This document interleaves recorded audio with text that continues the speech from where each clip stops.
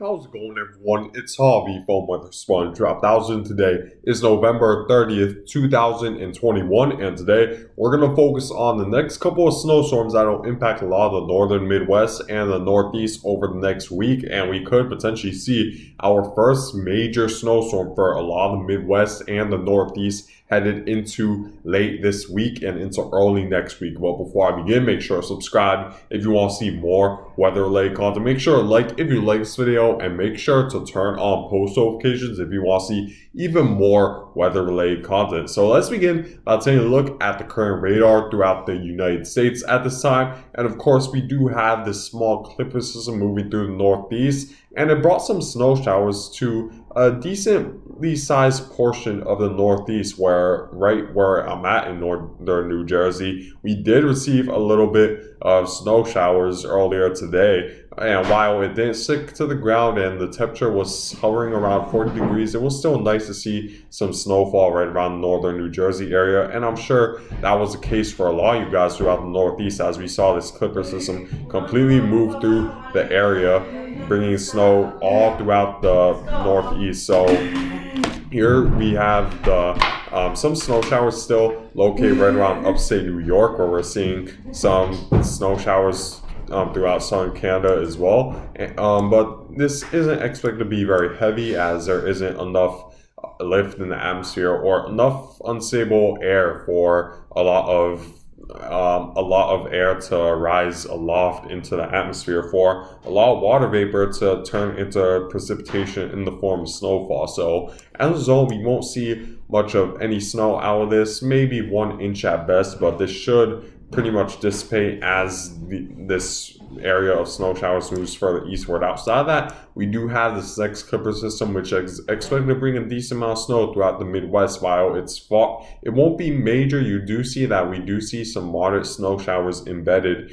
within this snow area of snow showers, and so you certainly need to watch out on the roadways throughout North Dakota and Minnesota in the very near future, as early as tonight, and even further southeastward like Wisconsin and Michigan. You need to pay attention that snow showers are pretty much right at your doorstep, because as early as tomorrow you will experience your first snow showers, but it likely won't be major, as the snowfall accumulation will likely be in the range of around 1 to 3 inches. So this won't be major, but it's at least something you want to be aware of, especially if you're driving on the roads tonight and into tomorrow for a lot of the Great Lakes. So now let's move on to what the computer models are saying at this time. So taking a look at the computer models, you're going to see that they aren't expecting much in the form of snowfall accumulation in the very near future, as you see that a lot of clipper systems that are going to move through are going to be relatively weak. We of course the clipper system I was talking to you guys about just now is expected to weaken as it heads further eastward, where we're going to see the air mass become a little bit more unstable as less unstable as a result of a jet stream pretty much straightening out by the time we reach the Northeast, because you do see that while in the Midwest we do see quite a strong dip in the jet stream, where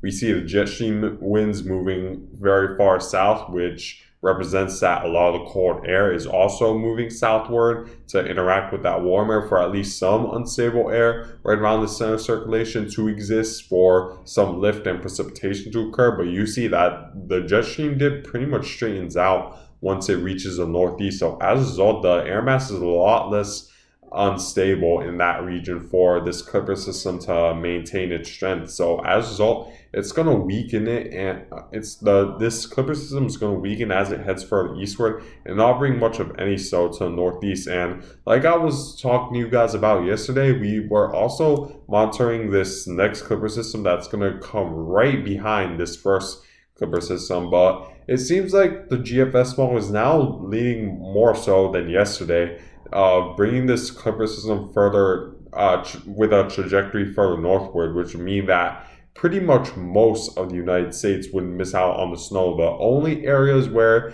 you could receive snow from this clipper system, from this more powerful clipper system is on the back side of it, where the higher elevations could receive some precipitation of upstate New York, such as the Adirondacks, and we could potentially see lake effect snow as a result of the strong northwesterly flow that this low pressure system is bringing along with it. So, but other than that, no snow should be expected throughout the United States from this. I'll call it the third clipper system moving through the northern United States. So we won't see a lot of accumulation with these next few clipper systems as they move through the northern United States. And the European computer model also agrees with it for the most part. So we could say that the confidence of weak Alberta clipper system moving through is high, because you see the European, just like the GFS model, pretty much weakens this low pressure system as it heads further eastward as a result of a lack of unstable air in this region. And you see right behind it, the European model is also expecting this third Alberta clipper system to move just far enough north for the most of the United States, the mainland United States, to miss out on this snowfall, despite this clipper system being stronger than the previous ones. And what's interesting is that the European model and the GFS model are both agreeing when it comes to the strength of this as well. So we could say the confidence with this forecast is high within the next 72 hours when it comes to clipper systems. So don't expect much from these clipper systems. However, I will say that at least for the northern Midwest, like North Dakota, Minnesota, Wisconsin, and Michigan, you need to at least be, and those closer to the Great Lakes, you need to at least be aware of some snow showers within the next day, where you could receive maybe 1 to 3 inches of snow. And while that might not sound like a lot, it's definitely enough to at least cause some trouble on the roadway. So make sure to keep that in mind. Now, let's move on beyond the 72-hour mark, which becomes a little bit more interesting when it comes to the potential of a major snowstorm. And we have this fourth clipper system, which again is expected to weaken, but it becomes a little bit more interesting headed right around the 4-day mark, where we do see a more powerful low pressure system come directly off the Pacific Northwest coast of the United States. So it's going to take a trajectory further southward and bring cold air along with it. So right there, it should already enhance the chance of snowfall throughout the northern United States. And as it moves eastward, we do see a decent amount of snow occurring right around North Dakota and Michigan, and this extends to Wisconsin and Michigan as well. And we could see the snow extend to the northeast as well, especially in the interior northeast. And not only that, the European model in this case is taking a strengthening low pressure system, where we do see areas of heavy snow associated with this strengthening low pressure system, because the European model is expecting a well-defined jet stream dip to occur right behind this low pressure system, which of course will force a lot of that air aloft into the atmosphere, and that should promote a lot more lift, water vapor in the higher altitudes, which will allow for higher snowfall rates and heavier precipitation as a result, and a more powerful snowstorm as a result. So there's still uncertainty, because I'm going beyond the 5-day mark, and forecasting events like this beyond 5 days becomes a little bit tricky, but we definitely need to at least pay close attention to this, because even the backside of this storm is this storm could become quite powerful, because you see that right around the 6-day mark, the millibar pressure drops to 980 millibars, which is equivalent to some Category 1 hurricanes. So even if you don't necessarily get impacted by snow throughout the Northeast, you could still experience strong winds out of this, very cold air right behind the storm. And as a result of this pronounced jet stream dip, that could create an environment where a powerful snowstorm is more likely to happen, because of course when we see more jet stream dips, the temperature becomes cool enough for a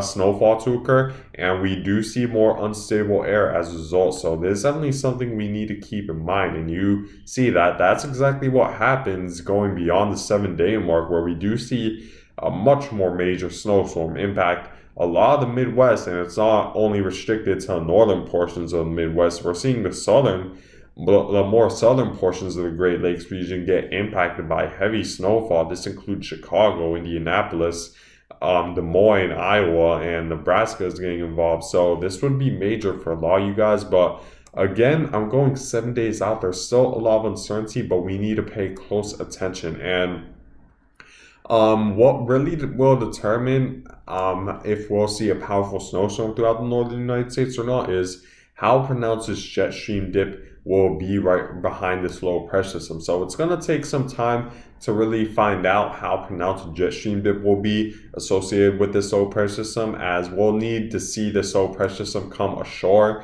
to the Pacific Northwest before we could really get a good idea of how much cold air is behind it. But if we were to see more cold air behind it, then we're more likely to, of course, see a much more major snowstorm, because we're going to see warm air advection in front of this jet stream dip and the strong northwesterly flow, which will allow for more lift in the atmosphere for a more powerful snowstorm to occur for the northern Midwest. However, if the cold air is less pronounced than expected and this jet stream dip is less pronounced than expected, then we're less likely to see a major snowstorm. So that's something we're going to pay close attention to within the next several days. It's going to take several days to get a real good confidence of what's going to happen. But if we were to take the European model's forecast at face value as of right now, this would bring a decent amount of snow throughout the northern Midwest as well as interior portions of the Northeast. Taking a look at the forecasted snowfall accumulation from the European model, in this case, you're going to see that the European model brings a good area of 3 to 6 inches of snow throughout North Dakota, and we see areas of 6 to 10 inches of snow closer to northern Wisconsin, northern Minnesota, and northern Michigan as well as getting involved.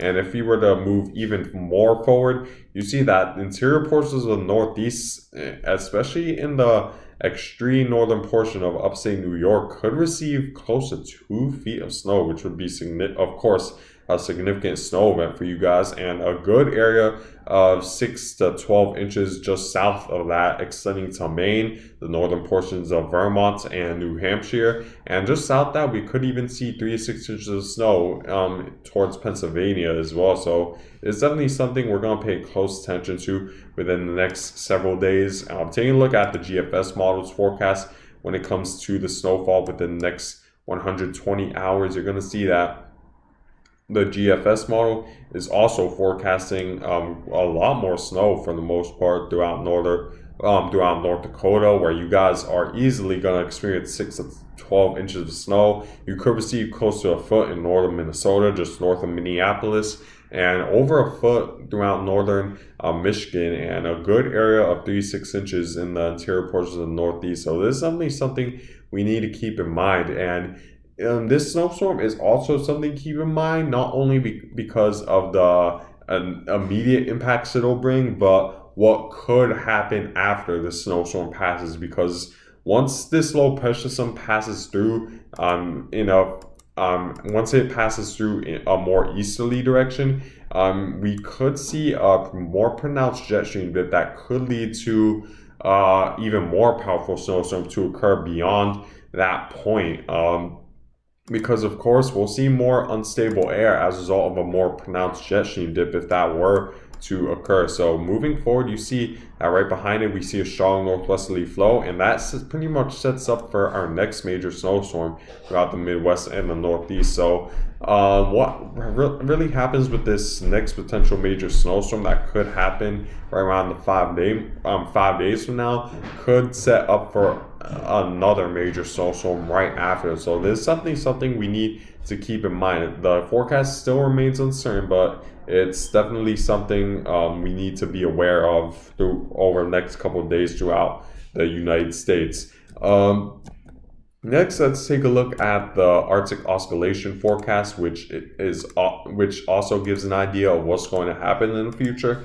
And this isn't really unexpected. We're going to enter a positive Arctic Oscillation phase, which isn't really surprising because, like I showed you guys in the computer models, it seems like the jet stream is now beginning to straighten out a little bit to the point where the next few Clipper systems will primarily be rain events, but but later in the future we could see the Arctic oscillation forecast, of course, becomes a lot more uncertain. While they're all in the positive phase, we do see large dips, however, large peaks as well. So it's uncertain beyond, let's say, the next beyond the 4 day mark, but we could potentially see a dip further down, which could promote more jet stream dips and cooler air and potentially bigger snowstorms. So that's definitely something we need to pay close attention to as well.